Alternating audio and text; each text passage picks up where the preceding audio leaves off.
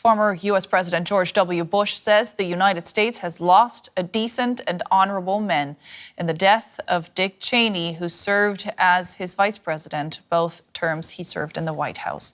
The family of Cheney confirmed on Tuesday that the former conservative hardliner had passed away at the age of 84 due to complications from pneumonia. Cheney was respected by many, but was also a controversial political figure, particularly for his role in the Bush administration's war on terror, which saw the U.S. invade Iraq in the wake of the 9/11 attacks. I believe you're looking at the next vice president of the United States. He was called America's most powerful modern vice president. Dick Cheney, the 46th vice president who served 2 terms alongside Republican President George W. Bush in the early 2000s. A hardline conservative, he reshaped the vice presidency, turning it from a ceremonial role into a powerful driver of US policy. His vice presidency is remembered as costly and controversial. Cheney appealed to Americans who wanted decisive action and a show of strength. One event in particular would shape his worldview and define his policies forever. On September 11, 2001, Cheney was in the White House when Al-Qaeda hijackers flew planes into New York's Twin Towers and the Pentagon. Nearly 3,000 people were killed, the deadliest attack on US soil. Cheney helped direct the country's response. He authorized the shooting down of any further hijacked planes and became the driving force behind America's global war on terror. He pushed for preemptive strikes, regime change, and sweeping executive powers in countries he deemed a threat. He was instrumental in the 2003 US invasion of Iraq. In the case of Iraq, we have a regime that is busy enhancing its capabilities in the field of chemical and biological agents and is, by all available evidence, speeding up its nuclear weapons program. Iraq's dictator, Saddam Hussein, was later captured and executed. The country plunged into years of deadly chaos and civil war. Cheney's claims could never be substantiated. He also defended extreme interrogation and methods like waterboarding and detentions at the infamous prison Guantanamo Bay. Practices critics condemned as torture and a betrayal of US values. In later years, Cheney broke with his own Republican Party, becoming a fierce critic of Donald Trump. 246-year history. There has never been an individual who is a greater threat to our republic than Donald Trump. He tried to steal the last election using lies and violence to keep himself in power after the voters had rejected him. Dick Cheney's legacy is shrouded by war and secrecy. He remains a man whose choices still shape US policy today.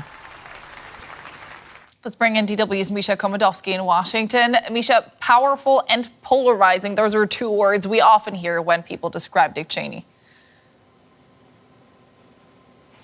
Yes, some people say he was the most influential vice president in the American history, and that's where this controversy comes from. Some say he was one of the most divisive political figures here in the U.S. as vice president. He, as we just heard, championed the Iraq War, promoting claims that Saddam Hussein possessed weapons of mass destruction, which later was proven false. He defended the use of enhanced interrogation techniques that some call torture, and he expanded executive power in the name of national security. His critics say that these very actions eroded U.S. credibility and civil liberties.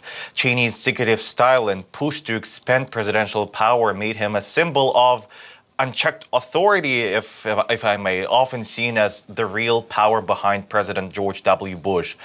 To supporters, he's a steadfast defender of American safety. To others, he symbolizes the excesses of the post-9/11 era. Cheney was a staunch critic of Donald Trump. He voted for the Democratic candidate Kamala Harris in the last election. At least that's what his daughter said.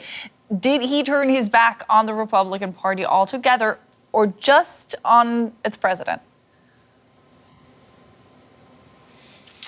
Well, Dick Cheney's break was primarily with Donald Trump himself, not the Republican Party as a whole.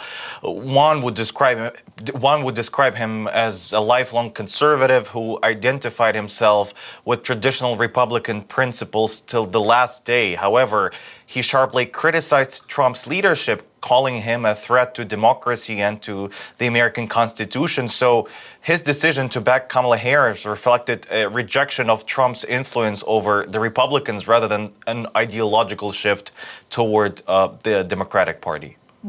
We heard George W. Bush's remarks about him. He called him a decent and honorable man. What other political reactions to his death have we seen so far? Well, Nicole, we indeed heard from the 43rd president of the United States. We've heard from GOP leaders like Mitch McConnell and former officials such as Condoleezza Rice. They praised his decades of public service, patriotism, and role in national security. At the same time, some critics and progressive commentators condemned his legacy. Again, we can see a clear division even here. Notably, the flags over the White House and North Lawn were lowered to half-staff in honor of former vice president. This is DW's Misha Komodowski reporting from Washington, D.C. Thank you so much.